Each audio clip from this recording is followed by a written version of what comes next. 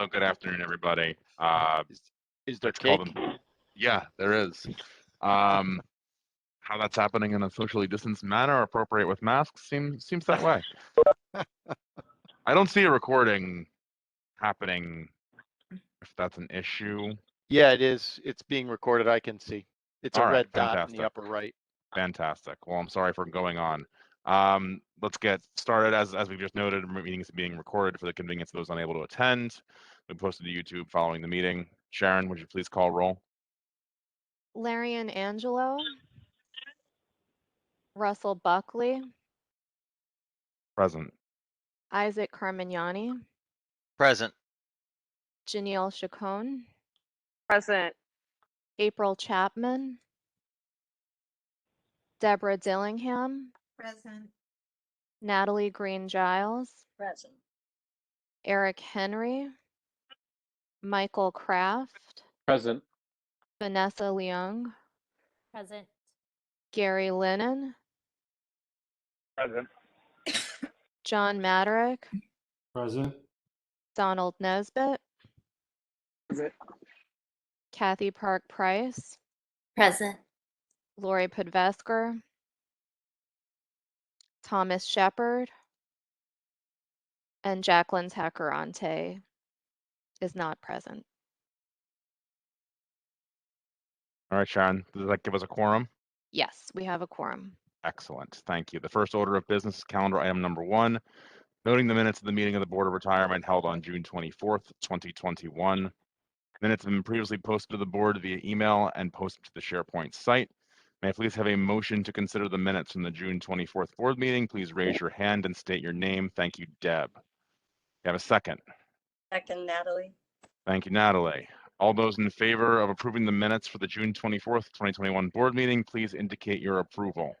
Aye. Russ. Isaac, aye. Aye. Aye. Vanessa. Gano. Any opposed? Any abstentions? Thank you. The motion carries. Next item on the agenda is the executive director's update. Sandy, would you like to share any remarks with us? Yes, and I'll try to keep it brief. Our return to office was disrupted. We currently are out of the office at 55 Water, but in the office at 65 Court. On September 14th, we had a member reported a positive COVID test to the counseling office on 65 Court. The counselor that worked with the member was asked to get tested and is on vacation this week. Based on a supervisor review, we determined that there was little exposure to the member, and reporting and cleaning protocol followed. Counseling remains open at 65 Court. On September 20th, one of the leadership team tested positive for COVID, had been visiting the office the previous week.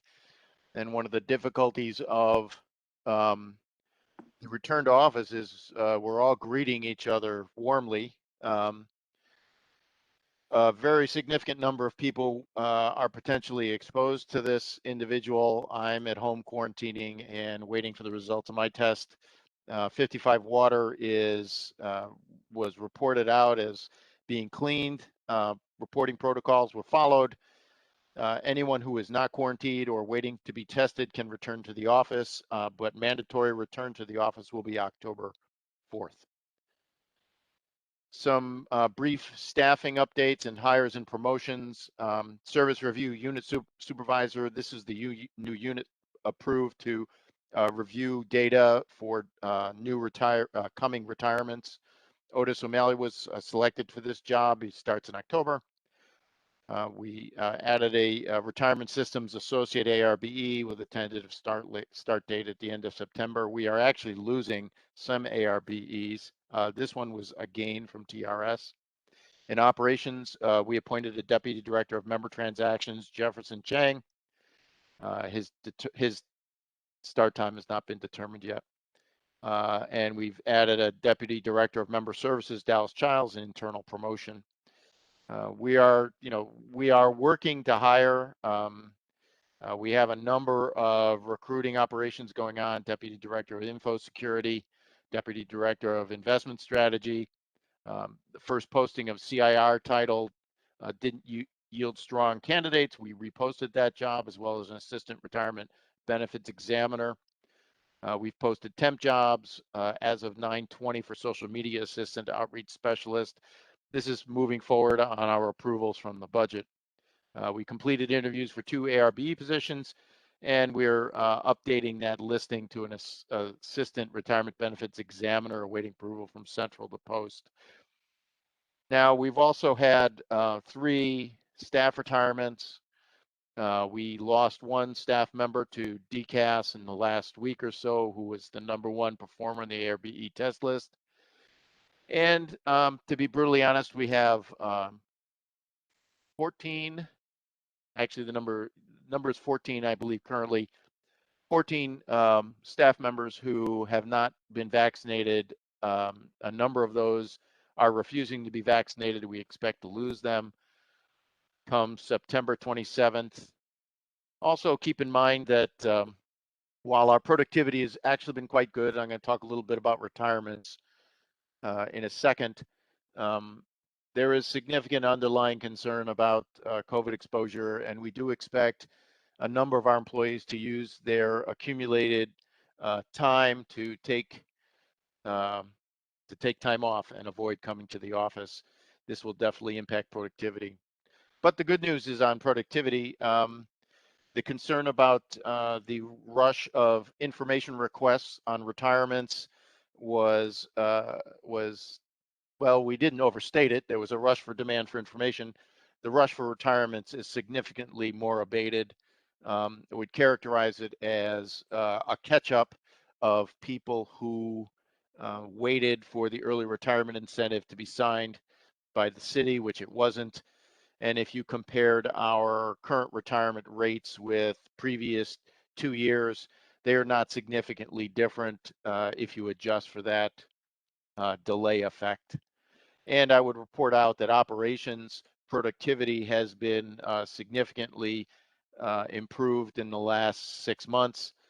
The average days from last paycheck to first retirement check has fallen to 34 days in August. Remind you that this is one of the CEM benchmarking targets that we are focused on in terms of successful execution of retirements and member satisfaction. That's it for me. I don't want to take up too much time. We have a lot to do. Hey, Sandy, it's Gary. One quick question. In light of the new protocol that just came down around the September 27th deadline, do you anticipate an influx of folks now that may have waited to say, I want to try to retire early and or just not come to work? Do you anticipate any influx in that area, or do you think it's going to stabilize?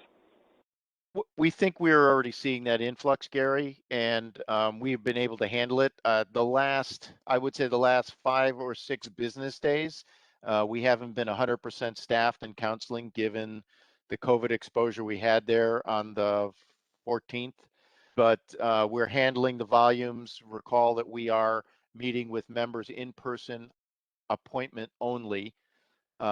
We actually spent a fair amount of time filtering through the information requests and the piling up of member meeting requests, and we filtered out people who just could not qualify and prioritize those people that on the data could qualify. And so we're finding that we're able to handle the rush of retirements pretty effectively.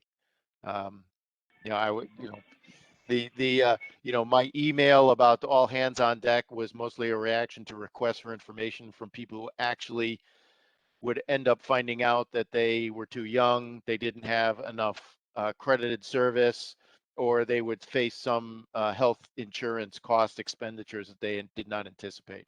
So, like I said in my comments, retirement flows have not been all that significantly different from the last few years. Cool, thank you. Thanks, Gary. Any other questions for Sandy? Hearing none, the next items on this afternoon's agenda are calendar items 2 through 17, the ordinary business of BERS. May I have a motion to consider calendar items 2 through 17? Michael. Thank you, Michael. May I have a second?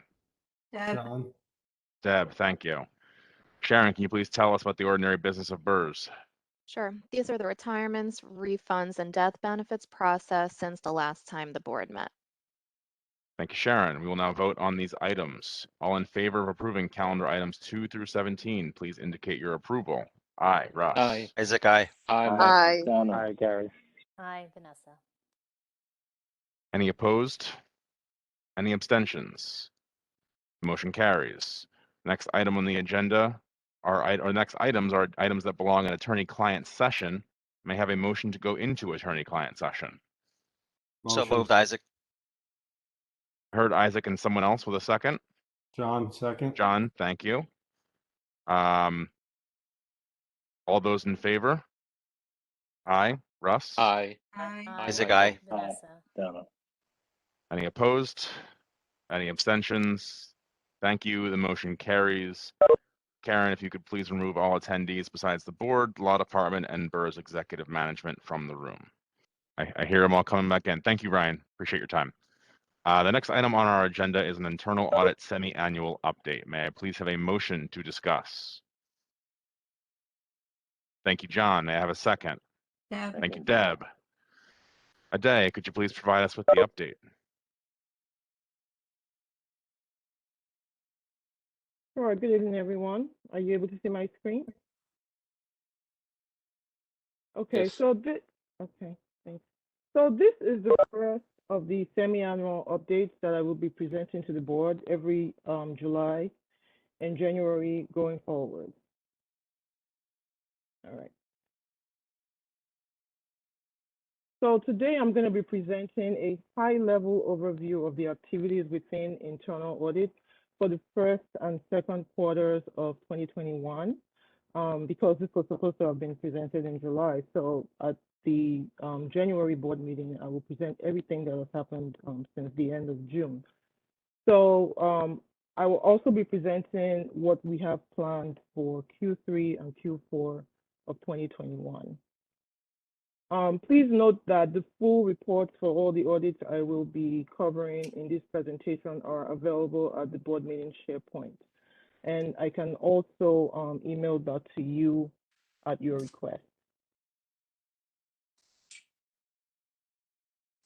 All right, so I just wanted to touch on the risk assessment process, the approach, and quickly on the results of the risk assessment.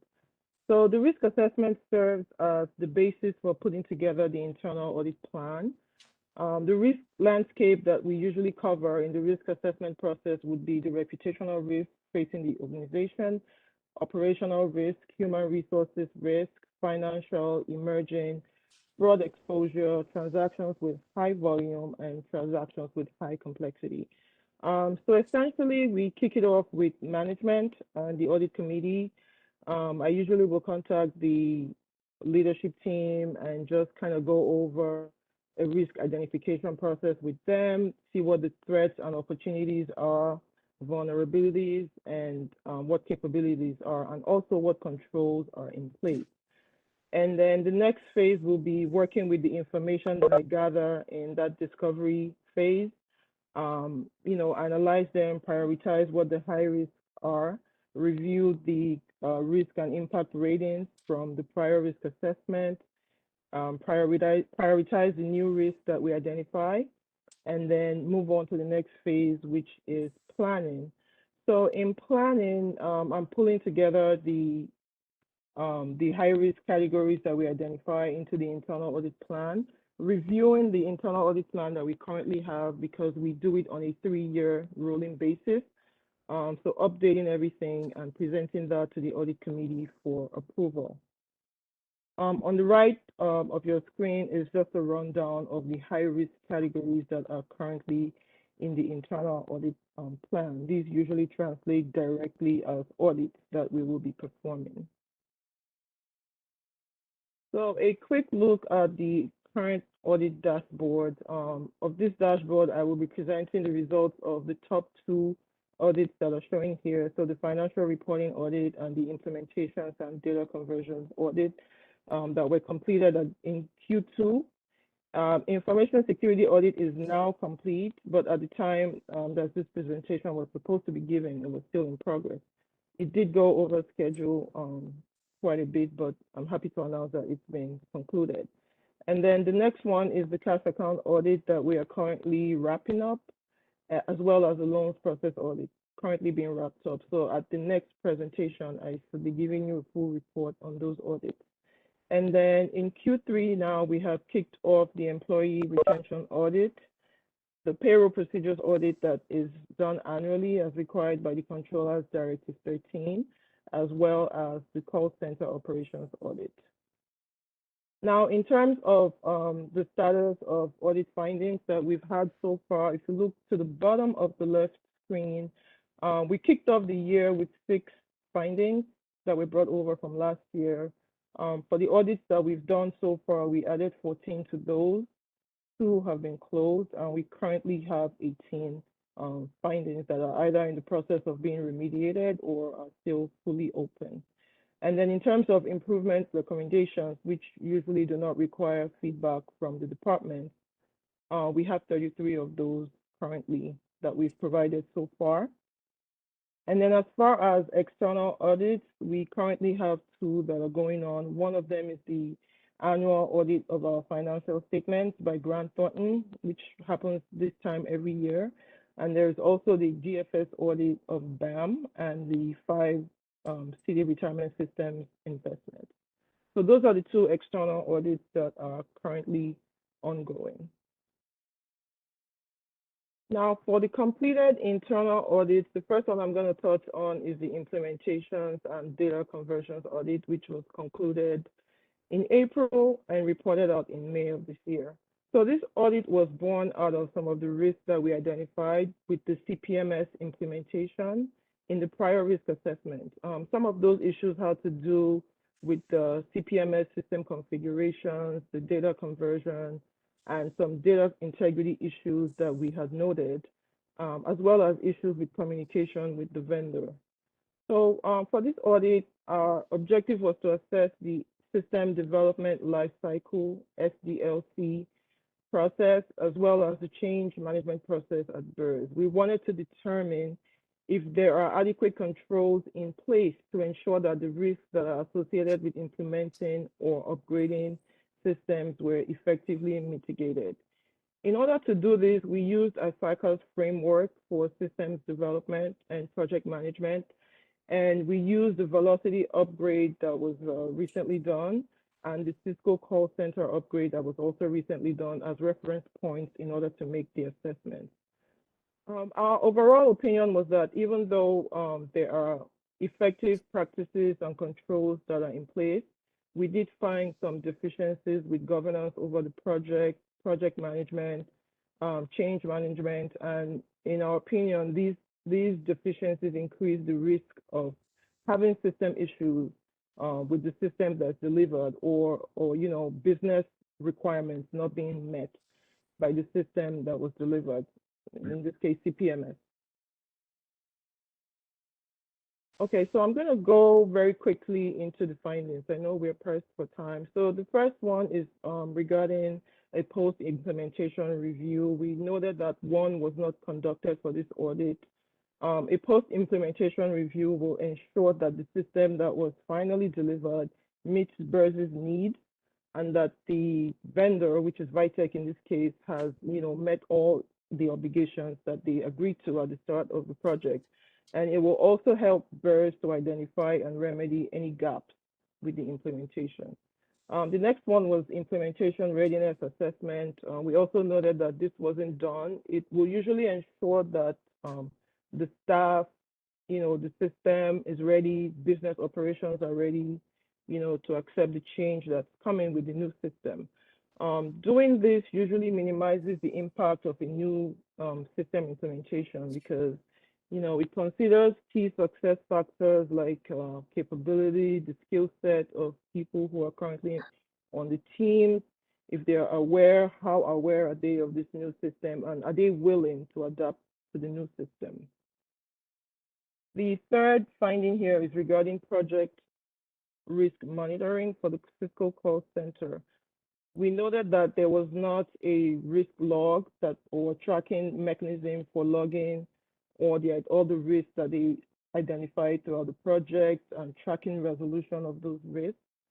And finally, for the high risk categories, we noted that there was not a go live plan that was in place for the project. So a go-live plan will usually map out the plan for cutover activities, any interim processes while the system is being switched over, what the decision points are, documentation of the test cases, and readiness of production data and the production environment. I don't think I need to go over the medium rated findings in the interest of time, but I will be very happy to send over a full version of the report if anyone would like to review it.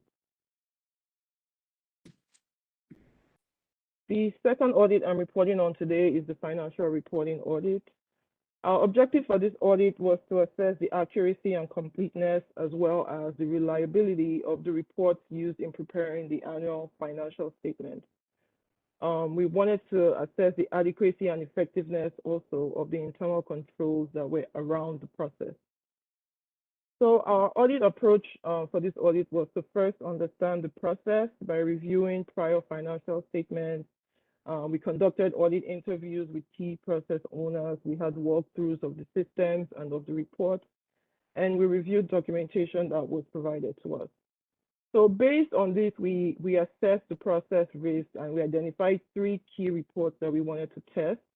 So we tested the vouchers and the voucher reports. We tested the loans receivable schedule, and we also tested the takedown report.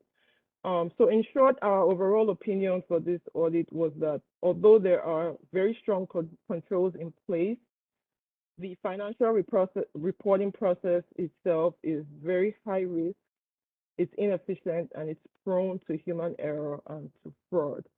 And the reason we state this is finding number 1, manual financial reporting process. The entire process of financial reporting is manual.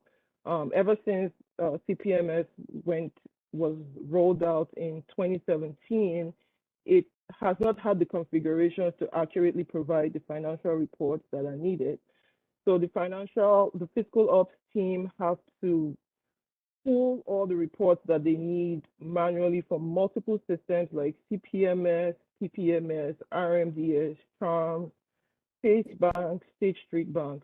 So in total, they use around 41 queries provided to them by data analytics, and they are producing 40 to 50 vouchers every month, all manually using spreadsheets. So we did deem this a high risk, and we strongly recommended that they work with Velocity to kind of review CPMS again and try to get those reports working for them.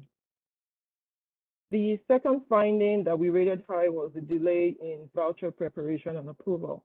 So how the process currently works is that the transactions are processed through CPMS before the vouchers are manually created. And because it's a tedious manual process to recreate all the transactions in a voucher form, the fiscal ops team is doing this a few months after as time permits them, and then signing the vouchers subsequently, even though funds were already disbursed months ago. So we did recommend that fiscal ops prepares the vouchers at the same time that the vouchers are being prepared at the same time that the transactions are being prepared in CPMS, so that there is proper approval of those disbursements. Again, I'm not going to go into the medium rated findings here in the interest of time, but I'll be very happy to send out the full report to anyone who would like to review it. So that concludes the report on internal audits. For external audits, we did have one that was done by the Office of the New York City Controller. And what they were reviewing was BERS's controls over... Yes. I'm sorry, just before we move into the external, if it's okay to ask a question. So how does this pose in relation to the year before, some of the different findings that we've had in respect to velocity? Has there been a continual, or has there been an improvement? It'd be good to know a year-over-year comparison in terms of the internal audit from the year before and here, and in relation to how this project is on. Right. So we did not have this audit in the first year that internal audit was up and running. So this is the first time. But from what we gathered during the audit, there are many aspects of improvement within Velocity, but financial reporting and vouchering is not one of those areas. It kind of was sidelined or prioritized below other things that they're currently working on. So we asked them to try to prioritize this. Cool, thank you. You're welcome. Actually, can I add something that a day? So just some quick background, Gary. CPMS, when the specs were designed, got all that reporting inaccurately. So that was part of what was set aside to stick with our go live date. About, between 35 and 40% of the capabilities of CPMS was set aside either because the original design scripts were inaccurate, or we just didn't have time to implement some of the capabilities, which is why we're in velocity. Part of the difficulty in solving this problem with velocity is that we had a significant disruption with our CFO dying about a year and a half ago. Is one of the first COVID deaths in the city. And it is unlikely we will see systems improvements that will support fiscal ops with these particular difficulties until fiscal 2023. Sorry, Ade, go ahead. No problem. Okay, so this was an external audit that was conducted by the New York City Office of the Controller, and they were looking at BERS controls over the identification of improper benefit payment to deceased recipients. And so they came up with two major findings. The first one is that there is a deficiency in our just match control procedures, and they made some recommendations for us.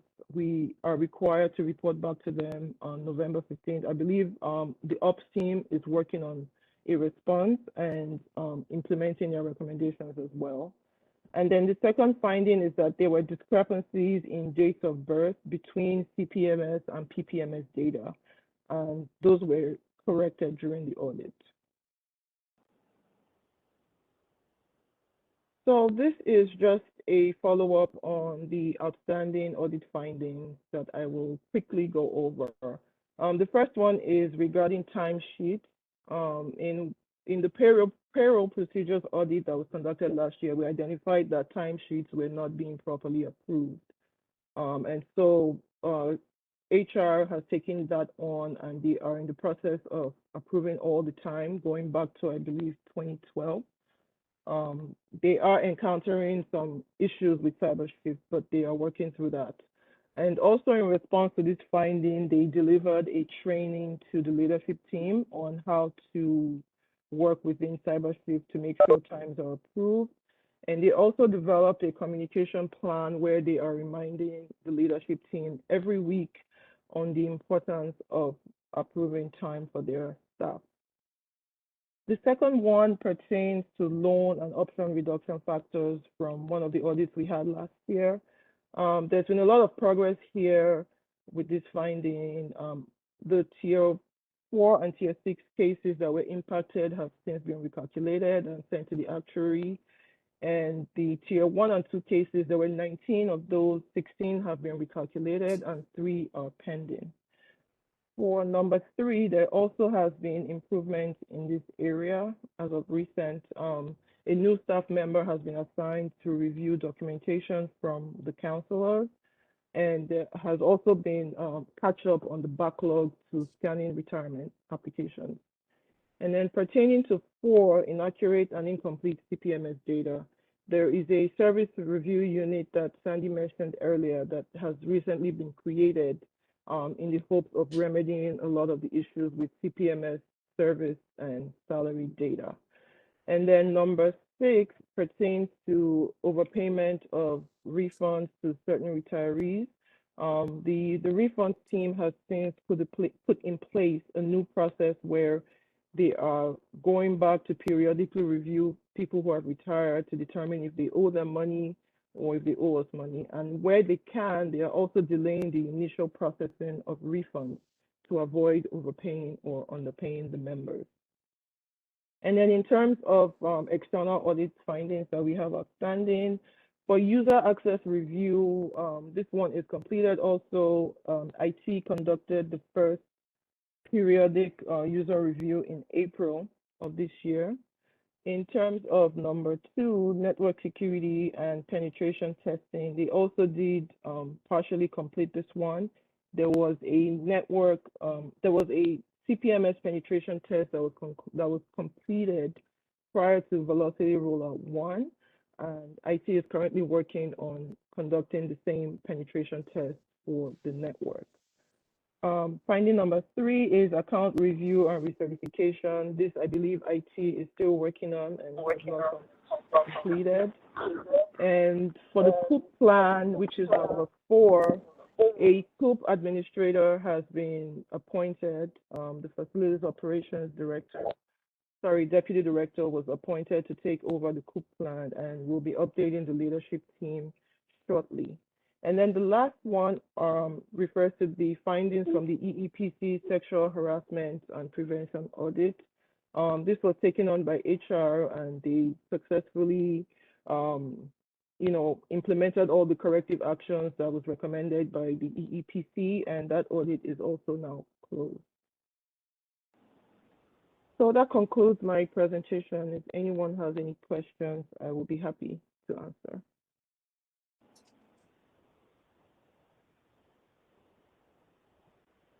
Thank you, Ade.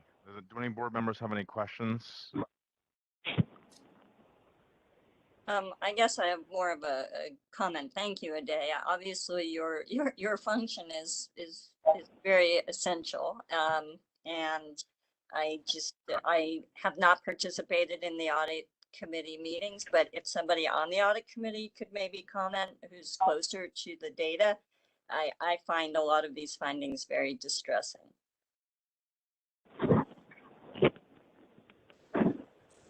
Thanks, Natalie. So the audit committee met to discuss these findings on June 17th, and we actually have another meeting next Tuesday at 11:30 via WebEx. So if anyone would like to come join us at 11:30 next Tuesday, we are discussing at least one audit that is marked as in progress on a day's dashboard. Is there something specific you'd like me to cover, Natalie? No, I guess the the timeline for remediation when you're talking about some serious potential risks, and I guess are these conversations that you guys have had? I don't want to rehash. I know we're very tight on time, so I don't want to bring everybody through conversations that have already been had, but just the remediation. No. I think I understand, and ultimately I think I will punt it to management and Sandy and Daniel if he's on. But I think specifically the financial reporting audit, I understand the tragic death of our CFO is a difficult thing for an organization to process. But there is someone now in that position. Is the expectation in the audit review period was September 30th of last year. Are we concerned at all about the accuracy of the financial statements given the delay in remediation here? No. So specifically, we're in the middle of our financial audit for fiscal 2021. For the last 5 years of our reporting, we have gotten no issues from the auditor. We got clean opinions. The trouble is the difficulty in getting the data from various systems scattered around the city, and the practical reality that the history of CPMS data, which was accumulated over 30 years with data feeds going directly from the payroll system to Prudential, were accumulated inaccurately. And part of the challenge we will have to deal with, in addition to maintaining accurate data flows, because I will point to one of today's conclusions and the outside auditors' conclusions, that Yes, we consistently on every payroll data load from the city's main source of payroll data, we consistently get errors from them. And we have an entire department targeted at cleaning those errors on a real-time basis. And they're repeated errors. So when they say the birth dates, are inaccurate, it's exactly true, because the underlying data source from the main city database never gets corrected. This has been identified by controller audit, a day's work, and Grant Thornton and the previous auditor of our financial reports, whose name escapes me. So, you know, there is a significant challenge in data in New York City generally. Some of it is ours. A lot of it is the cities, and they keep putting bad data in our systems, and for 30 years put bad data in Peru. So, you know, we believe this is a priority. I would assure the trustees that while it is not efficient, Chitra Subramaniam, our current CFO, is using the same tools that JD used to get the data to build our financial reports. This is Gary. So thank you, Sandy, for that. But I guess one of the questions I would have is like, so what are the risks?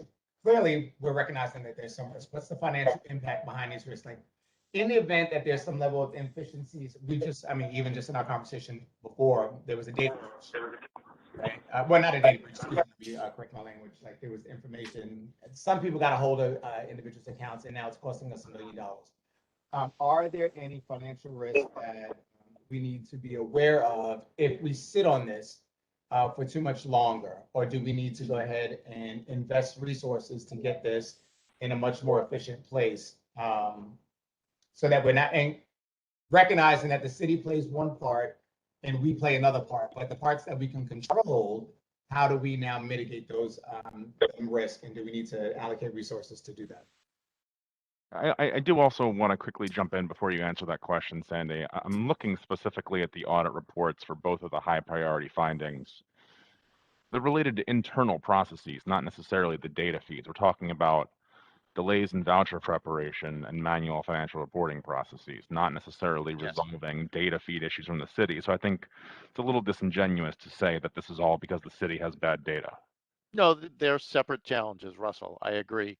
And, you know, we will attack those. We have tickets In fiscal already 23, set. you said. You said you'll attack these in fiscal 23. In all likelihood, fiscal 23. If we're in the middle of evaluating the impact of changes in velocity that we talked about during our attorney-client conversation. There will be a need to prioritize those things, and we will either come to trustees and ask for additional money to drive improvements, or given the fact that we can't force Vitek to double their, production capabilities, we may have to wait for some of these improvements. There are improvement tickets to cover all of these internal function improvements. They exist. It's a matter of timing and execution. And relative priority, right? Exactly. Well, yes. So, I mean, I guess I'm just curious about the relative priority of other tickets relative to financial statement tickets. And you don't have to talk about that now. Maybe this is a conversation we can continue after the board meeting, but. Yeah. Well, we weigh this, right? Because this is about creating a more efficient process, right? But the data is available. And I'll point again to the fact that we've got clean opinions on our financial statements from external auditors for the last 4 years, and we're in the middle of the current audit. We look forward to seeing the next set of financial statements. Are there any other questions from the board for Aday or Sandy on the internal audit? Well, my question still annual remains, update? is there financial impact? Like, that was not answered. If it's yes or no, then fine. Well, Is there financial impact? So there is extraordinarily little risk that the assets we own are at risk. Extraordinarily little risk. Is there risk to the disclosure of our financial statements? The auditors are saying no. Right. I mean, so the risk that would exist if there is any material misstatement will be to the users of the financial information that we're reporting. So if folks are making decisions based on what we report, and if those reports are not accurate, then there could be potential financial risk to that user of the data. And if I can add, I'm also getting ready to kick off the 2021 risk assessment process. So if there are any particular areas or risks or audits that the board would like to see, I would be very happy to take those. It doesn't have to be right now. At a later time, you can email me or just let me know if there are any areas that you would like for us to focus on as we plan for the next year. Thank you. Thank you, Aday. And I'll note that while there are only 4 or 5 members of the audit committee and 5 alternates, we have an open door policy to pull up a chair and enjoy the work. With that, I'll move on to the next item on the agenda. Thank you, Aday, for your time. Appreciate the presentation. Calendar item number 18. We're getting into the contracts now. Authorization to an amended agreement with Jennifer Temps, Inc. to provide staffing services to the Board of Education retirement system. May I have a motion to consider. Michael. Thank you, John. And second from Michael. Michelle, could you please tell us about this resolution? Yes, at the June board meeting, the board authorized an extension of the agreement with Jennifer Temps for an additional 12 months. So at that time, the board was not requested to add additional funds to the agreement as the costs associated with the extension of this agreement depended on the headcount approved by the board. The board also approved an administrative budget for fiscal year 22 at the June meeting. At this time, the board is requested to authorize funds to be added to the amended agreement. The cost for FY22 is $1,989,759.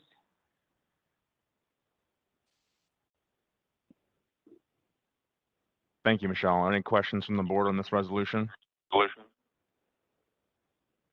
Be clear, the administrative budget was passed. This money is just an additional allocation within the total administrative budget. We're not looking to add to the administrative budget, correct? Correct. That is correct. Okay, thank you. And I guess the one question that I will ask about the resolution itself, does this contract cover anything beyond fiscal year 22, or is this just for fiscal 22? It's just for fiscal year 22. Is there a reason the agreement is not to exceed 3.1 million? That's the total, Russ, from last year. It's an amendment. So there's the original So it amount covers that's already passed. 21. I Yeah, see. 21 and 22. Thank you. Appreciate that clarification. Any other questions from the board for Michelle or others from Burs before we vote on this calendar item? Hearing none, we will now vote on this item. All those in favor of calendar item number 18, please indicate your approval now. Aye, Russ. Isaac, aye. Aye, Michael. Gary, aye. Aye, Vanessa. Aye. Aye, Donald. Aye. Sorry I'm late, y'all. Hey, Tom. Any opposed? Any abstentions? Motion carries. Next item on the agenda is a discussion regarding calendar item number 19, authorization to enter into an agreement with Parsons Floors to furnish, deliver, and install carpet for the Board of Education retirement system. May I have a motion to consider. Michael. Thank you, Michael. Second. Second from John. I see the hand. Sandy, can you please tell us about this resolution? Yes, this is procurement that we executed to repair for carpet in our new space at 55 Water Street. This is within the budget, and it is included in the fiscal budget that was approved by the board. Thank you, Sandy. Any questions from the board on the carpets? I gotta ask, how much does this carpet cost? I've got it in front of me for $75,346. I was going to say 74. Mr. 891, how does that sound to you? Misters. We don't deal with carpets often. Board is getting away from them. Any other questions from the board on this calendar item? Hearing none, we'll now vote on this item. All in favor of calendar item number 19, please indicate your approval now. Aye, Russ. Aye, Gary. Aye, Michael. Aye. Hi, Larry. Any opposed? Any abstentions? The motion carries. The next item on the agenda is a discussion regarding calendar item number 20, authorization to enter into agreement with Bonfire Training to provide a comprehensive training program for the Communications and Member Services Departments of BERS. May I have a motion to consider? Don't all jump at once. Natalie, I see you, and I think that was Tom in the background as a second. Thank you. Lydia, can you please tell us about this resolution? Yes, good afternoon, everyone. Can everybody hear me? Yes. Yes, so the board is requested to authorize an agreement with Bonfire Training. Under this agreement, Bonfire would provide a training program for managers and staff of all the communications and member services department of BERS. The training program will give all member-facing staff fundamentals of excellent customer service. It will also give managers and supervisors from these departments the management and coaching skills to increase employee accountability, reinforce new customer service standards, and build supportive and trusting relationships within the team. The proposed agreement is for 13 months to begin in fiscal year 2021 at a cost of $30,500.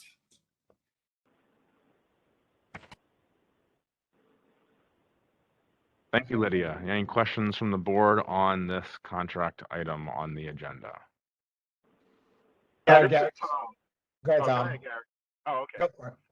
Yeah, I was just going to ask, would you be able to perhaps explain, like, I get sort of the high-level overview part of it, but would you be able to explain the scope, like some of the types of training, not just in a overview, but kind of in the context of BERS, like specific, not nuts and bolts, but just kind of like what this training would be?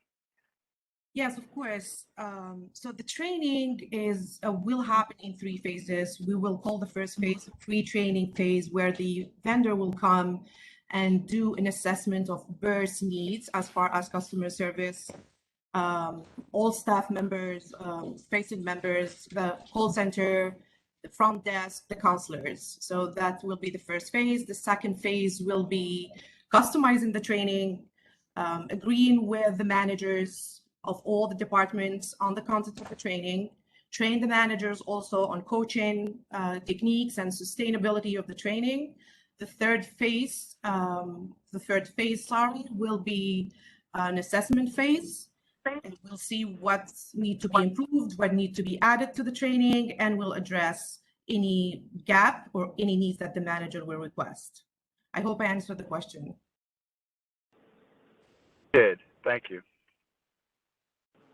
Just ask, is this the first such training or is this a follow-up?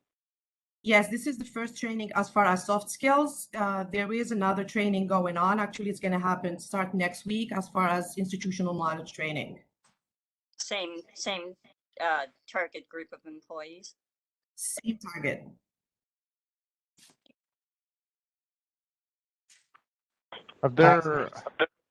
Sorry, go ahead. Just one. I think this is pretty cool. Is this training something that you're doing virtually or in person in light of the complexities of where we are? Or is it hybrid? Yeah, but as of today, it's gonna be virtual. We will use MS Team. Grazie.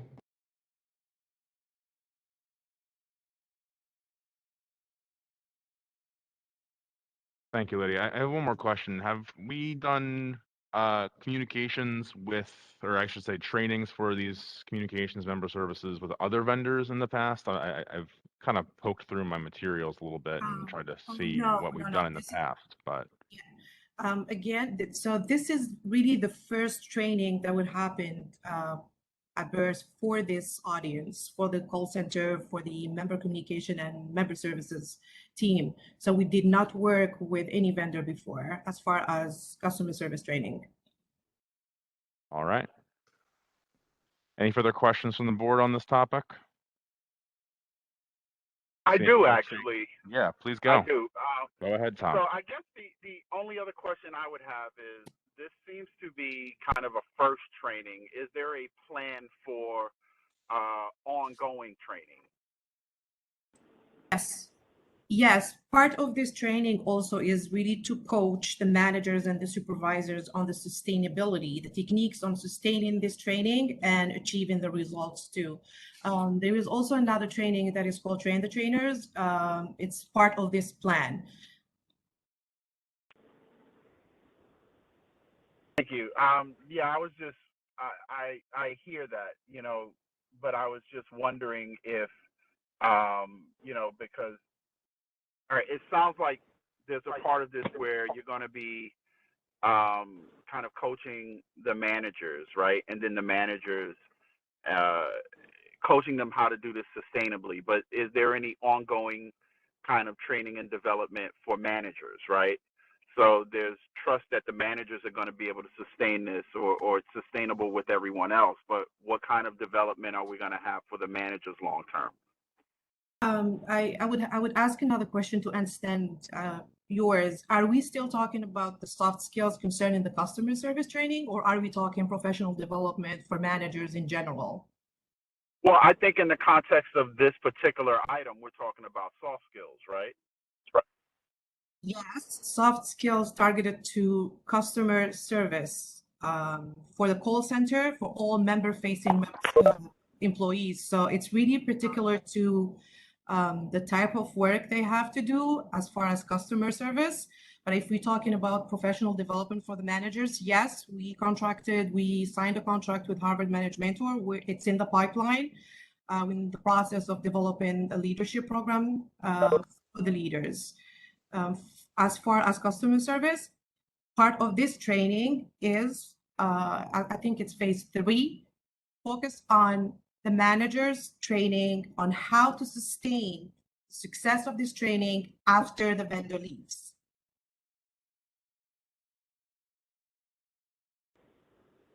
Thank you. Thank you, Tom. Any other questions from the board?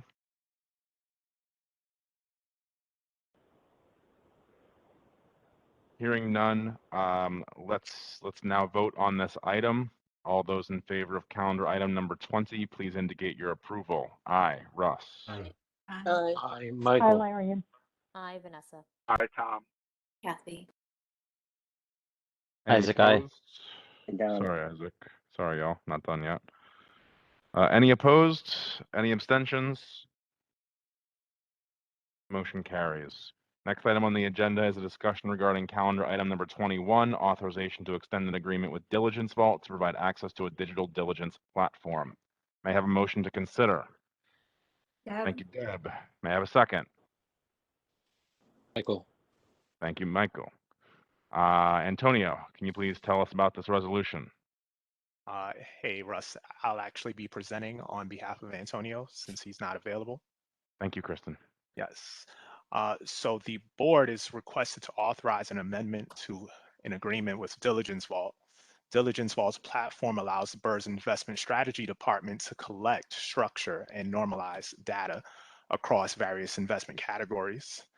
The contract was originally extended for 6 months in order to for Diligence Vault to obtain their MWBE certification from the City of New York. And Diligence Vault has subsequently obtained certification from the city.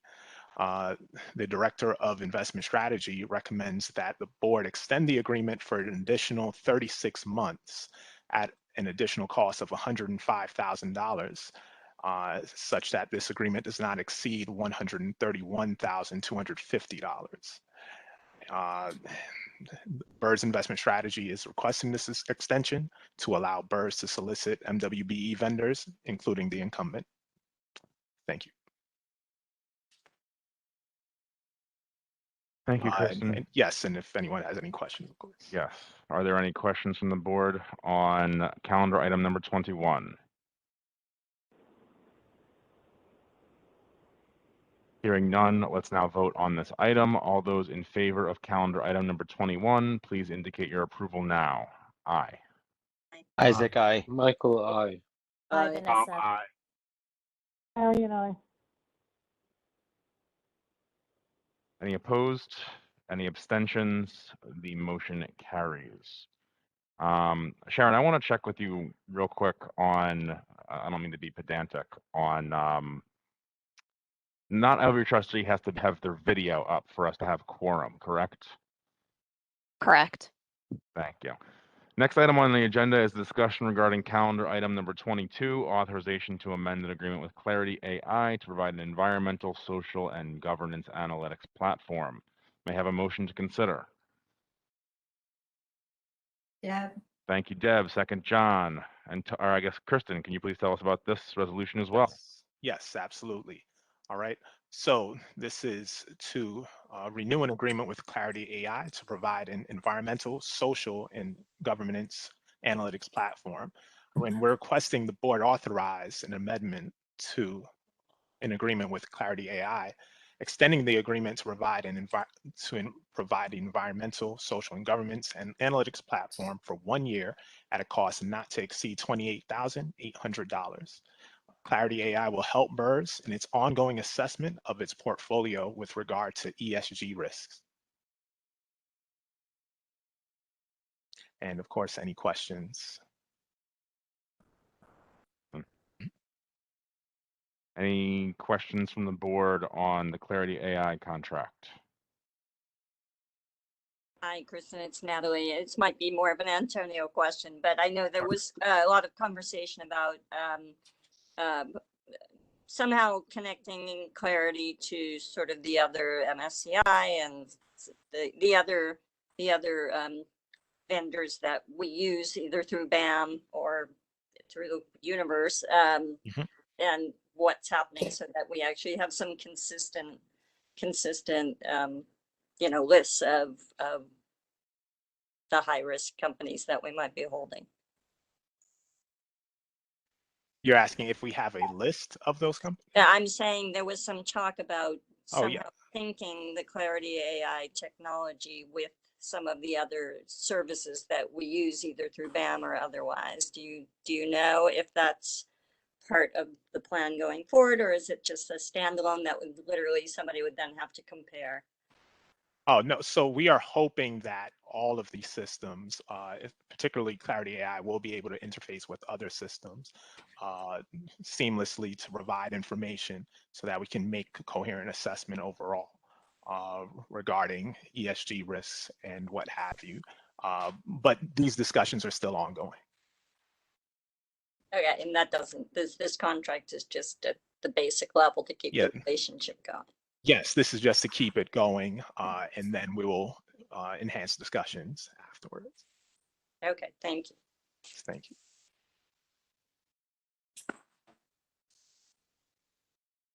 Any other questions from the board for Kristen?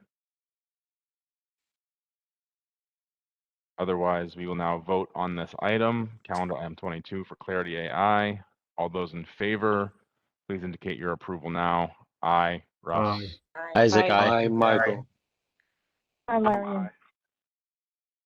Aye, Don. Any opposed? Any abstentions? The motion carries.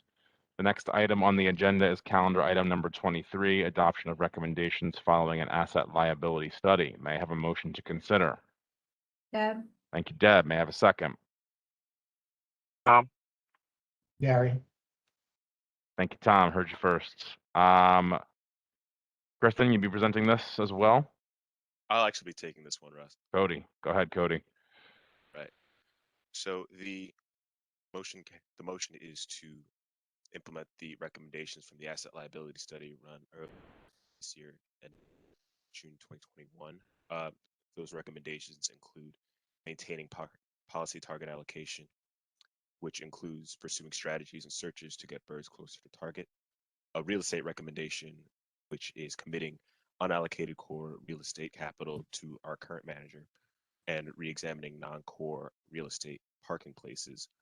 An infrastructure recommendation where we hope to issue an RFP for a global listed infrastructure. Hi, Cody. I'm sorry. It's a little difficult to hear you. Can you just speak up a little bit? Yeah, certainly. Can you hear me better now? Yes, thank you. Better now? All right, thank you. So like I'm saying, an infrastructure recommendation where we issue an RFP for global listed infrastructure ex fossil fuels and selecting a global listed infrastructure manager. IPS framework where we create a strategy in the IPS for various funded ratios, and reporting where we integrate Siegel-Marcos ALM metrics into annual reporting. That metric list includes the funded ratio, economic employer costs, as well as present value of employer contributions. I'm going to be kicking this to Mike Wright to explain further. Sure. Coming out of the ALM study, you might remember one of our kind of overall conclusions was we wanted to drive the volatility of the contribution of the expense and drive up the funded ratio so that we could, as Cody just said, establish these ranges in which we would look to change the risk profile of the plan as we increased our funded percentage.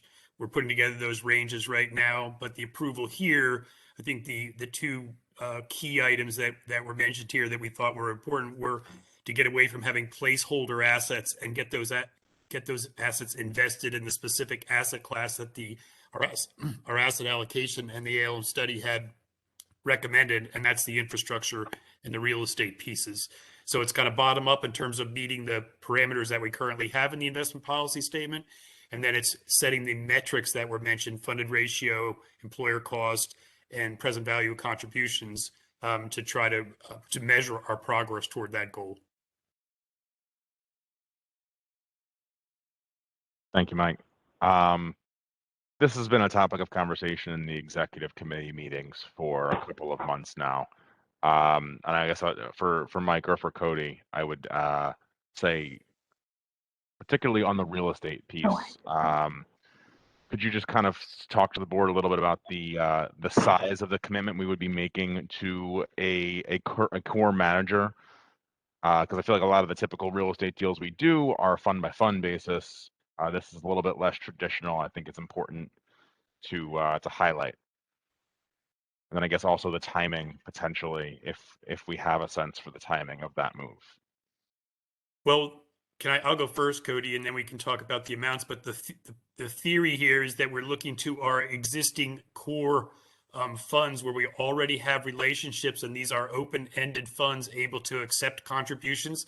Now, there are on some of our core funds queues for people to exit, but they're generally accepting monies. The range of assets would depend. The reason we want to use those is so we could put money in or take money out, depending on where contribution and rebalancing needs are, take money out if indeed we found other longer term private partnerships that went through the usual approval process. But our thought here in recommending this is that these are funds that have already been approved by both Comptroller's Office, BAM, and the trustees. They are open for money and for regular rebalancing. What we're really doing is taking it out of things like equities and high yield bonds, which are placeholders, and we think have distinctly different risk and return profiles, and putting it into core funds where we already are comfortable with their track record and their underlying improvement. I don't have the dollar amounts right in front of me. I don't know if you do, Cody. As far as dollar amounts, I think amounts we've spoken about was around 100 in the asset class for a core piece for real estate. But I mean, like Mike said before, it's subject to change as far as examining the placeholders, time of the search, cash flow needs for the fund. And so it's a variable amount. No, that makes sense. I think I wanted to highlight the fact this is, in theory, $100 million commitment of what money that is in placeholders, as you noted, Mike, and 2 core real estate managers. I mean, I'm looking at, I believe, August performance figures, and we were about 2.63%. Well, of our 8% allocation to real estate, we're only allocated at 5.25. So there's a lot. We're under allocated significantly, and this is a move to put us closer to our allocation. But I'll quit it with the context statements and questions and leave it to the board if there's any other questions on this topic. Yeah, I'll just add to what Russell said and what Mike and Cody have said, that the asset liability study told us, and we shared with the executive committee, that the portfolio is riskier and may not provide the same return profile by being in these pretend real estate assets. It's better to be invested in real estate, and getting it there is important to that study and realizing our optimal allocation. And we are seeking to move independent of BAM because we don't believe they can actually get us to our allocation.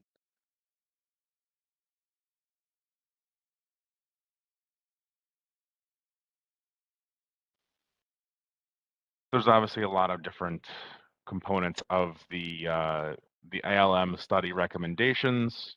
We've talked about the real estate somewhat significantly. They also address some of the other asset classes in which we are under allocated relative to our strategic asset allocation and infrastructure.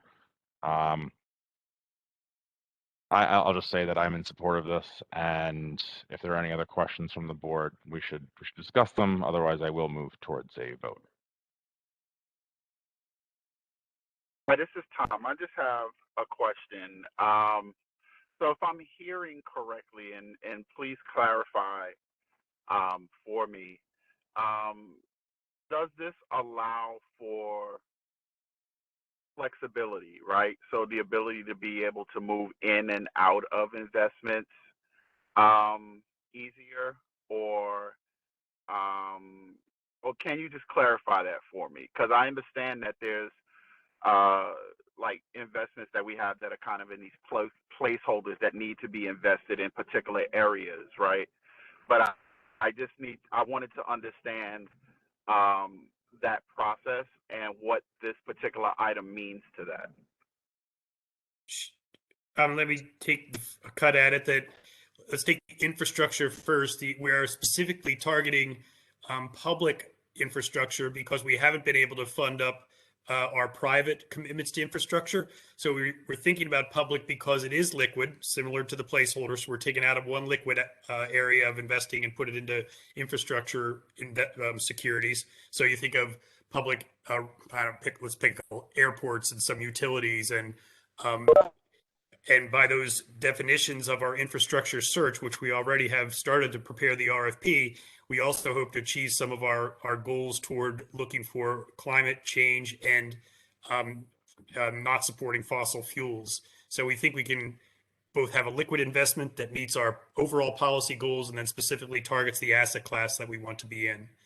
Real estate, a little less liquid. We typically have quarterly liquidity with these commingled funds that we would be, but they're open-ended to the extent that if we need money for, say, benefit payments in a year, or we need to rebalance over some period, we could put in to refund some of the money, which we could do now with these large core investments.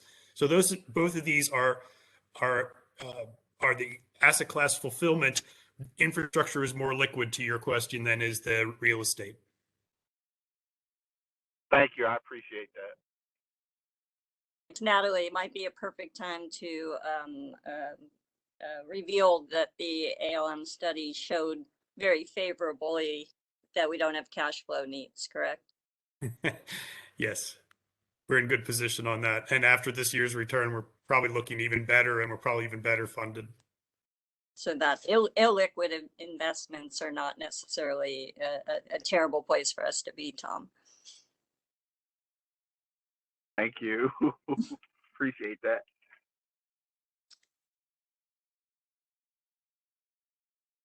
Thank you, Michael, Natalie, and Tom. Any other questions from the board before I move to a vote?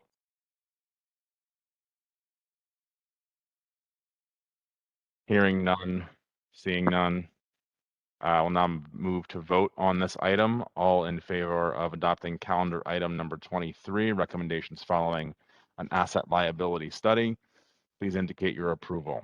Aye, Russ. Isaac, aye. Michael. Aye, Vanessa. Aye. Larry and abstain. Got that, Larian. Any others opposed or abstentions other than Larian? Thank you. The motion carries. The next item on the agenda is calendar item number 24, authorization to the Comptroller of the City of New York to invest, sell, and exchange the funds of the retirement system. May I have a motion to consider? Michael. Thank you, Michael. Second from John. See the hand. Cody, you going to tell us about this resolution? I certainly will. This is an authorization of the comptroller to execute our recommendations. Pardon me? Right. So this is an authorization of the comptroller to execute our recommendations to buy and sell securities in our portfolio. There's not really much more than that.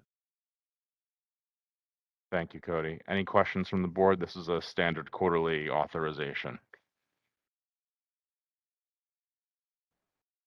Hearing none, we will now vote on this item. All in favor of calendar item number 24, please indicate your approval. Aye, Russ. Aye. Isaac, aye. Michael. Aye, Vanessa. Aye. Larry, aye. Aye. Any opposed? Any abstentions?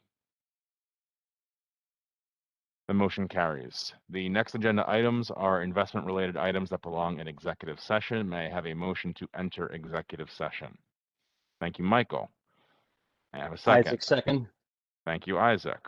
All in favor of entering executive session, please indicate your approval. Aye, Russ. Aye. Aye. Aye, Michael, aye. Vanessa. Aye, April. Any opposed? Any abstentions? Thank you. The motion carries. Karen, could you please stop the recording? Thank you so much, Karen. We are now in public session. Sharon, would you please report out the board's actions taken during executive session? Sure. During executive session, the board voted to approve calendar item 25, authorization to the controller to commit a portion of the infrastructure portfolio. Calendar item 26, authorization to the controller to commit a portion of the real assets portfolio. Calendar item 27, authorization to the controller to commit a portion of the opportunistic fixed income portfolio.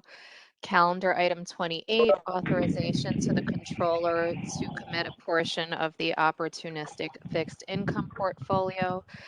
Calendar item 29, authorization to the controller to commit a portion of the private equity portfolio.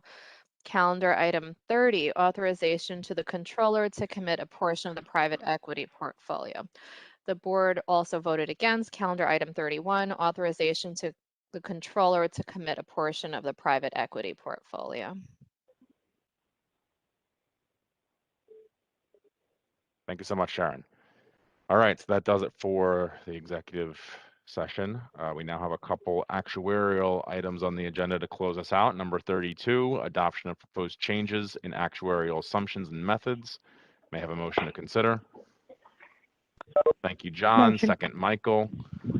Sherry, welcome. Could you please tell us about this resolution? Sure thing. I'm going to pull it up to the screen. Hopefully everybody can see this. If this looks like a little bit like Groundhog's Day to everyone, this is the actual assumptions methods package. It is because a similar version of this was presented to the board in January of this year. I believe the board passed it in February timeframe. And it was to support, amongst other things, a lowering of the discount rate. What happened was that discount rate needs to go through the legislative session. And Cuomo, one of the last things he did before he resigned, was he extended the 7% discount rate, which was a previous discount rate, which means that we cannot use the lower discount rate that this board had actually approved back in January or February. So this package is to comply with what's in law right now, as well as some other changes that have taken place since then. So I won't go through too much of this package because it is very much, it does overlap very much with the proposal that was made to this board in January. The only difference was obviously the discount rate is not lowered. If you recall, the lowering the discount rate was achieved through lowering of the inflation assumption.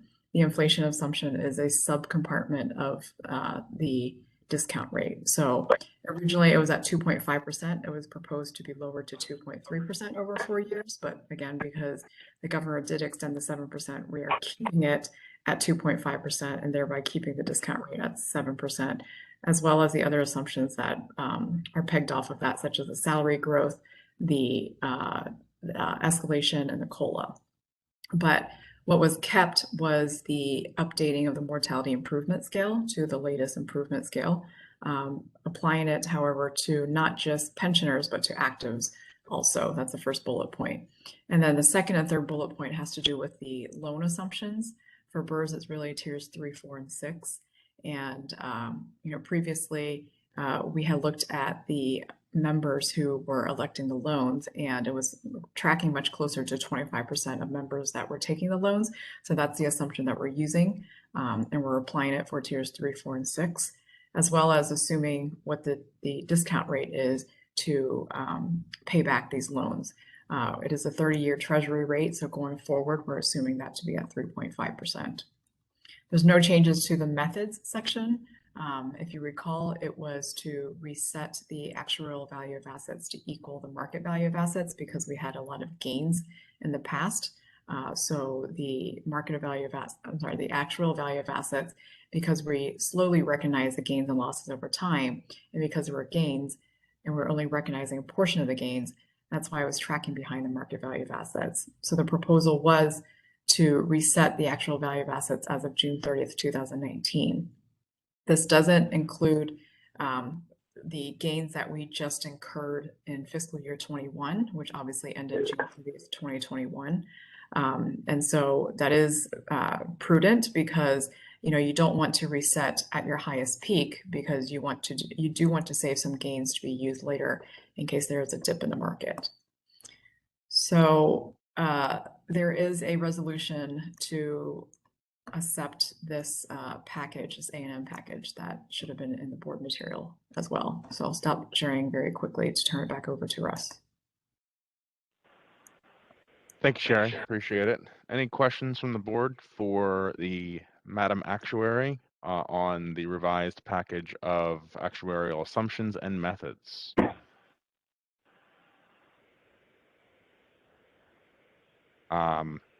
I will thank you. And the extension bill from the governor is just extending that 7% for 1 year. Is that correct?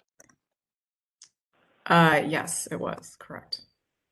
Or not to get too political, are you planning to potentially reintroduce something similar in the coming year? Probably not in the coming year. Maybe we'll revisit it at a later time. I am looking at other actual assumptions that are embedded into the contribution calculation. So there might be changes in regards to other areas, but probably not the discount rate. Sure. Thanks very much. Any other questions? Sorry, please go ahead. Just to build on that point, it wasn't only because the governor signed the 7%. It is a assumption that I believe still could be possible to keep and maintain, mainly because, as you recall, it was lowering the discount rate. I'm sorry, it was lowering the inflation assumption, which is a subcompartment of the discount rate. But because inflation, as I said in the memo, if for those of you that wants to read it, you can refer to it later. But it does refer to some of the Federal Reserve's open market committee meetings that the chair did say, we do expect inflation to remain high for a little bit before potentially subsiding again. So it is in line with that projection as well from the Federal Reserve. Understood. Changing economic times. Any other questions for Sherry on the actuarial assumptions and methods in front of us today? I do have a question. It may be way off base here, but if we're talking, if part of a discussion is around inflation, right? I guess one of the questions I would have is how would inflation affect the overall value of our assets in our portfolio? So based on what's called the building block methodology, the discount rate that we use is comprised of an inflation assumption of currently 2.5%, and then our real rate of return, which is 4.5%. So the 2.5 and the 4.5 add up to the 7%, which is the discount rate. What the discount rate is used for is it's the assumed rate of what we think we're going to earn on our assets. So because we're paying into the pension plan contributions each year, but these contributions, don't necessarily aren't used until members retire, which is many years down the road. This is the assumption that we assume that the assets will earn over time. So the higher the discount rate is, the less money you need to put into the pension fund because your money's working for you. Whereas if your money that you put in the asset trust is only earning, a smaller amount, let's say, I'm just making this up, but let's say it only earns 1%, then you need to put more money up front to fund for these future benefit payments. So the discount rate with the CPI embedded in it does have an effect on how much the contributions are that you put into the pension fund. Thank you. I think I'm thinking out, and maybe this is a conversation we can have offline, but I was just thinking if because of inflation, a dollar isn't worth a dollar anymore, it's worth, 95 cents, then how does that affect our overall balance sheet? So I'm sure that's another conversation, but I just heard the word inflation and I kind of latched onto that. Sorry.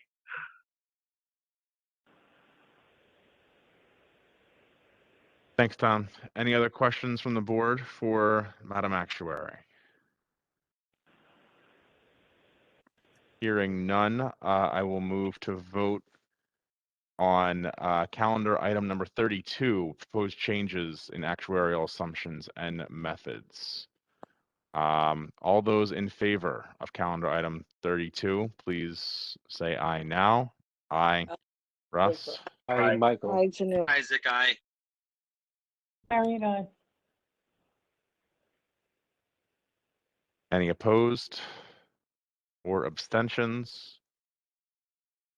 Hearing none, the motion carries. Next item on the agenda is calendar item number 33, adoption of the actuary's determination for the revised final fiscal 21 employer contribution to the New York City Board of Education retirement system. May I have a motion to consider? Michael. Thank you, John. Second, Michael. Sherry, can you quickly tell us about this resolution?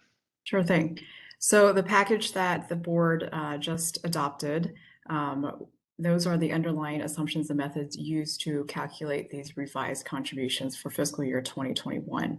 Again, this was necessary because the governor did not sign the bill that supports what this board had passed earlier this year. So there was a recalculation that needed to be done. The takeaway is that the revised contribution is 183 million approximately. This does represent a $50,651 increase from the prior version of this final contribution that the board did adopt back in the spring. So there is a resolution to accept this as well, and I'd be happy to address any questions.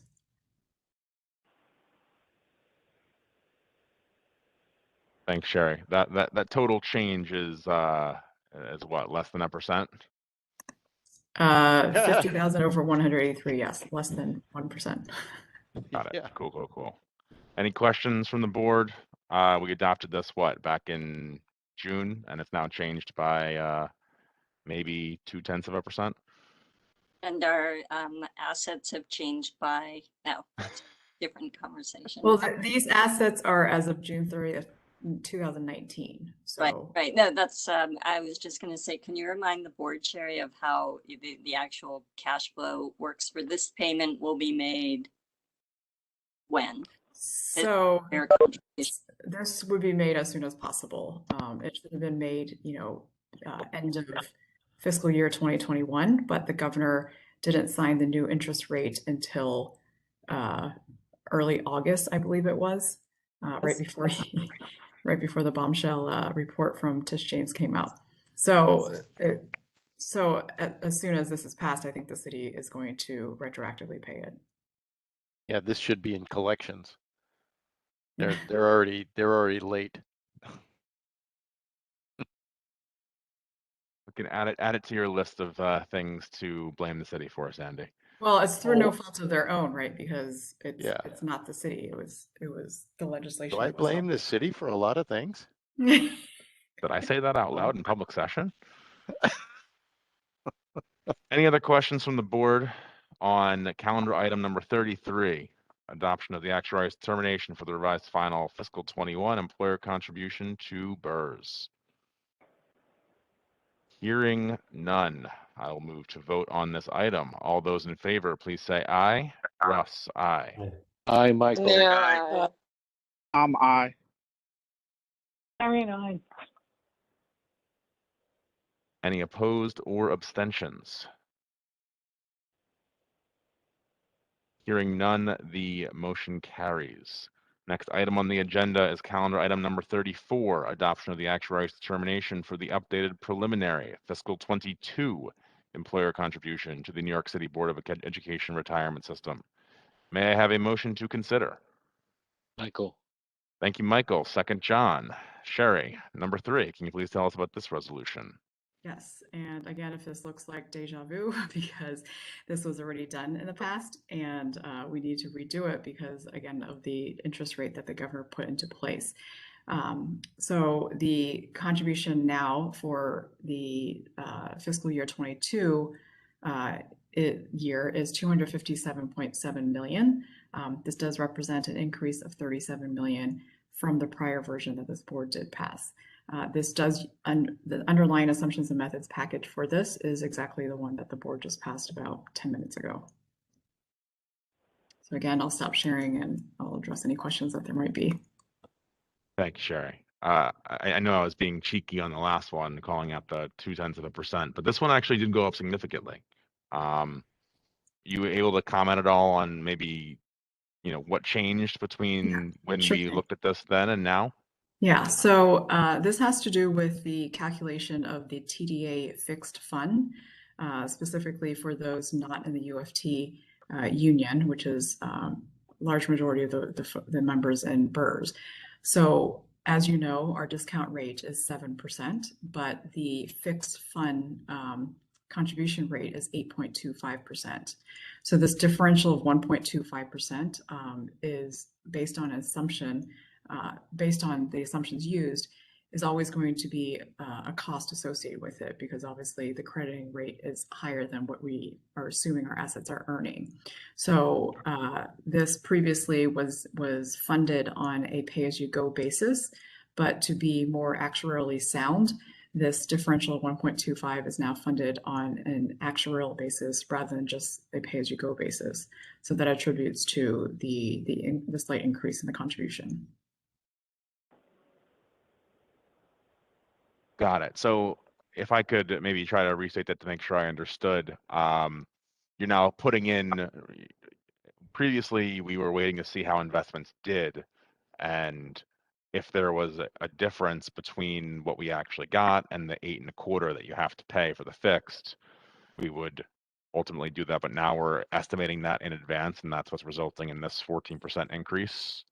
Actually, before the methodology right before this change was a pay-as-you-go basis, where because we know that our assumption is that our assets are earning 7% and we're crediting 8.25%. That differential of 1.25% is paid on an annual basis. And you're right, if the assets earn more or less than that, then that rolls through as a gain loss. But now, instead of just paying it on a year-to-year basis, we are projecting that differential in the future and then discounting it back to today to fund it, evenly throughout the I see. member's working lifetime. So this isn't necessarily this isn't something that we would necessarily see in subsequent years as well. This is sort of a one-time change in methodology and it's reflected as this large change to the prior and now. We're not recognizing, even though it is a large change, we're not paying that large chunk all in one year because we do amortize method changes over 20 years. So you still will see this amortization in the future. But, I'll just reiterate that this is it's a more responsible way of funding for pension benefits rather than a pay-as-you-go, because, that's the whole essence of actually determined contributions is to pre-fund future pension benefits so that you're not hit with it, at one time. You're funding it over the working lifetime of active members. And when you had presented these contributions to the board previously, we were still using pay-as-you-go? Yeah, we're using a pay-as-you-go, and the data wasn't provided to us. We didn't have the data available to make this projection, but because of more robust data collection and IT systems, we now have historical data to look at to make assumptions of projections into the future, as well as we were equipped with data to now have a more robust actual projection of these costs to include in the contribution. All right. Thank you, Sherry. Appreciate the detail. Any other questions from the board on fiscal 22 employer contribution? Preliminary, I should add. Hearing none, I will move to vote on this item, calendar item number 34, preliminary fiscal 22 employer contribution to Burs. All those in favor of adopting, please state your name and aye. Aye. Aye. Aye. Aye, Janine. Larry and I. Any opposed or abstentions? Hearing none, the motion carries. The final, last but not least, item on this afternoon's agenda, now into evening, is noting receipt of fiscal note reports from the actuary. May I have a motion to discuss? Thank you, John. May I have a second from Michael? Thank you both. Madam Actuary, can you please tell us about the fiscal note reports? Sure thing. So this actually is 2 fiscal notes, but don't worry, there's only 1 fiscal note on each report.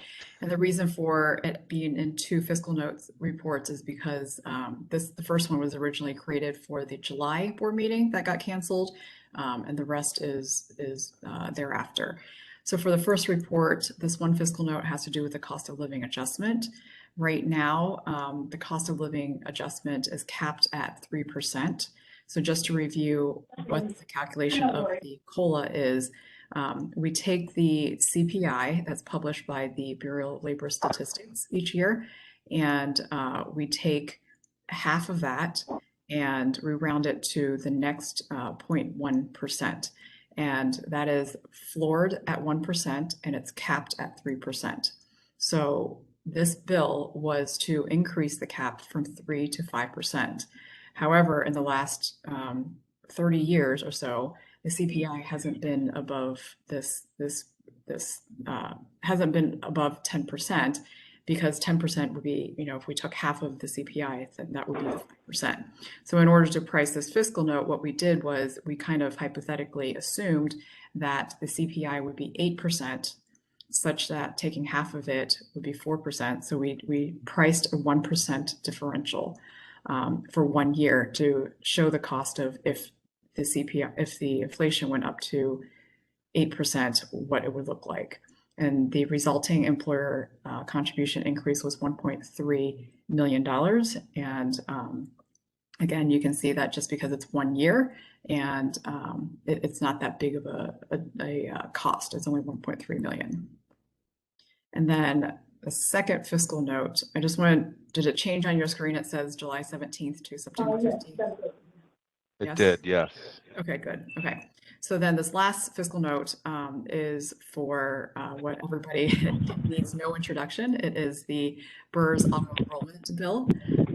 And for this, it's $19.1 million if all years of service for those who are auto enrolled would purchase their back years, would purchase, buyback of service. If those who were eligible to auto enrolled did not purchase any service, then it'd be $12.4 million in an additional employer contribution. So that concludes my report. I'd be happy to answer any questions or turn it over back to Russ. Can I just ask a question about that, Sherry? It's Natalie. So is that sort of an annual proposed legislation? And maybe Donald as well, or John, you can speak to that as well. Is this? I mean, it never goes through, we know, but is this proposed every year? The auto enroll?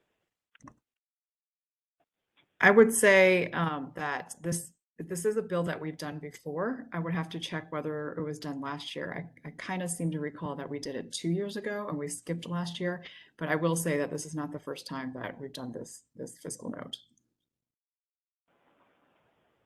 Donald, John, do you guys have any perspective? I know Donald's union has pushed for it heavily in Albany. I don't know about last year, but I know the previous years. His union has a lot more political power than mine does. So they have pushed it. I know it made it to Cuomo's desk a few times, and he rejected it both times. If my information is correct, I think that's accurate. I'll add, Natalie, that Donald is, head of the political action for his union, and they intend to get it on the legislative docket for the next session, and they're hoping that the new governor will sign it. And I have never heard this number before. I haven't been paying attention. The cost is projected. The employer cost of auto enroll is projected. The actuarial projection is only $19 million. I mean, I say only 19 because I think in my head I thought it would be much more, but correct. It's something we should do. It wouldn't be that expensive. The word only is, my editorializing, but. Well, I mean, again, to keep in perspective, the BERS annual employer contribution is, 260, let's say, rough numbers, 260 million. So it does 19 over, 260 approximately does represent not a small number, right? But I understand, it depends on what you compare it to, because, for example, the contributions for all 5 New York City retirement systems is close to 10 billion with a B. Right. So in that perspective, it is just 19 million, I guess, but I wouldn't say it's insignificant for BERS contribution, but again, it depends on what you benchmark it next to. Thank you. I had a question, going back to your COLA comments. Pure inquiry, do we do any adjustments because we do live in New York City, thinking about the folks that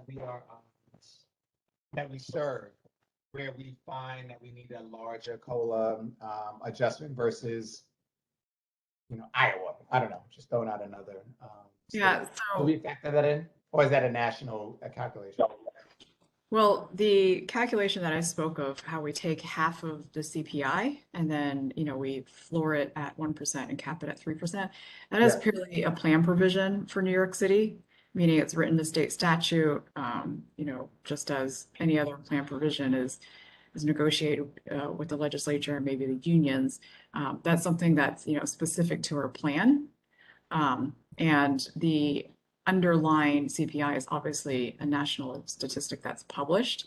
So, if you do feel that it's, not the cost of living provided by the pension plan does not cover, the actual cost of living changes for retirees in the city of New York, I think that's more of a negotiation with legislatures to pass and change that plan provision. Got it. So something worth, I think trustees and anybody. that side, it's something worth considering, particularly for the folks that we are serving that make, their median income is subpar to many of the other individuals. So yeah, it's definitely worth the conversation. I'll just leave it at that.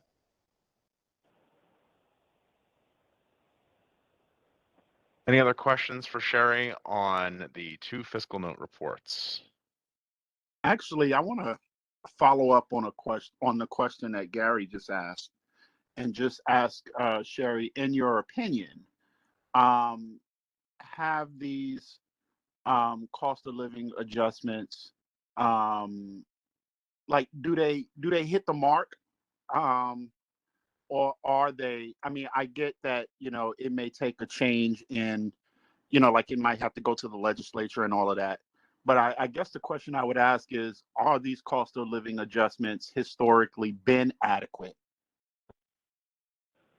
Yeah, I mean, I think I'll answer that from, my office does not advocate for, pension plan changes, but I will just, state some facts that, the mere fact that the COLA paid out to retirees is 50% of the published CPI by the Bureau of Labor Statistics. That fact in and of itself is saying that retirees are only getting half of how much things are increasing by in the nation, right? That's just a pure fact by the pure formula. So, again, I will leave it up to this board and, the people involved with the unions to really opine or advocate for whether that's enough for the retirees and the members or not. But, you are at the end of the day, the members are at the end of the day only getting half of what things are increasing by. Thank you. I think that's the question I was getting at. Again, as a layman, it's hard for me sometimes to kind of understand this, but explaining it that way does, it makes a little more sense to me. So thank you for the explanation. My pleasure. Just to I know everybody wants to go home, but just to comment on this, Ross and I were at a NCPERS conference in New York at the end of August, all about sustainability of pension funds and funding ratios. And one tool, if you want to call it that, Tom, that some of the pension funds in states that are not as progressive as New York they basically take COLA away. They work their magic with their negotiations with their labor, and suddenly there is no more COLA. And lo and behold, the funding ratio improves dramatically. So there are all kinds of things that happen. And speaking, from an actuarial perspective and just as a technical advisor to the board on actuarial matters, I will let you know that there are certain things that pension liabilities are very sensitive to. COLA provisions are one of the top ones. So, discount rate, it's highly sensitive to discount rate. Pension liabilities are highly sensitive to mortality rates, mortality assumptions, as well as COLA, because COLA are, compounding. Even though they're simple COLAs, they're still increasing a bit by bit. So, just mathematically, as an example, if you're getting $100 this year, and you're getting $100 next year, it's actually $200 more than 2 years ago, right? So each year it goes up by, additional 100. So that does get pretty pricey. And that's why, Natalie, if you're talking about pension plans that did away with their COLA and they dramatically see their funding level improve, it's because of that because COLAs are so costly that if you do away with it, you'll see that dramatic improvement right away, which goes the other way too. If you increase your COLA, it is something, again, very costly. And that's why I emphasized in the fiscal note, it's only 1.3 million because we're only looking at 1 year. And I would just actually, speaking as a city retiree, I would actually point out that, New York City retirees get certain kinds of benefits that are quite rare in the rest of the country. For example, you have your medical care covered. Your Medicare Part B is reimbursed to you. If you have an IRMA, that's reimbursed as well. So that, you know, when you think about retirees and where their money has to get spread, and is often spread fairly thin, it's in medical care and prescriptions. And so New York City retirees do get the benefit of having much of their healthcare expenses covered. And that's a very large expense in the city budget. It is not part of the pension plan, though. And it's another, I mean, the last time I looked, it was, you know, if I recall, several $1 billion a year.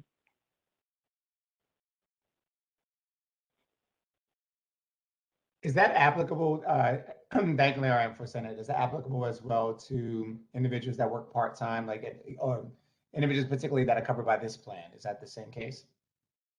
I'm not sure. I assume it is. I actually think it is, but I would not swear to it.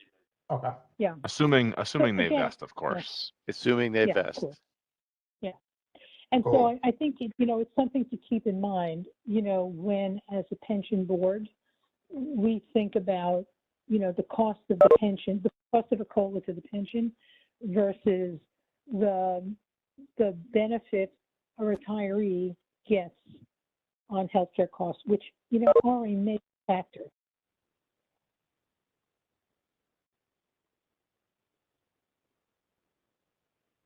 All right, folks.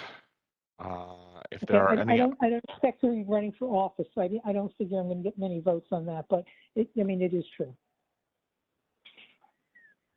It is. Larry it is Angelo true, for Larry, City and Comptroller.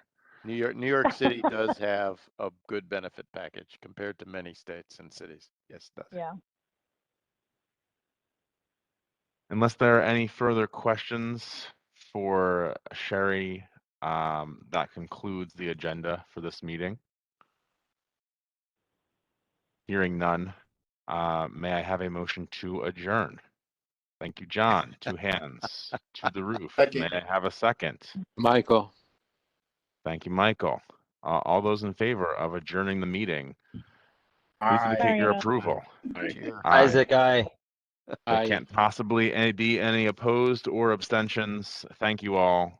We are adjourned. Appreciate you for first your meeting in a couple resilience. months. All right, Thank you all for everyone. being See you here. soon. Everybody. Thank you. Good night, everyone. Bye-bye. night. Good night. Hey. Thank you very much. Bye-bye.